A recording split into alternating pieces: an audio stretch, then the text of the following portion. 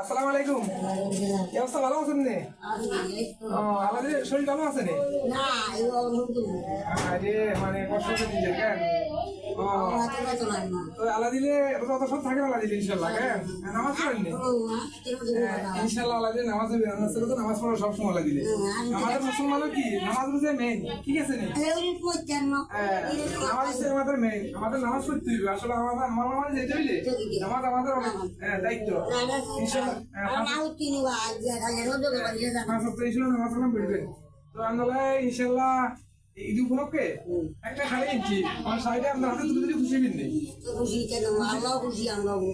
হবেন কেন? বেশি খুশি হবেন কেন? এখন এই শাড়িটা আমরা লেছি, আপনার পছন্দ হয়েছিল জানতেন? হ্যাঁ কত হ্যাঁ খুশি হয়েছিল কেন?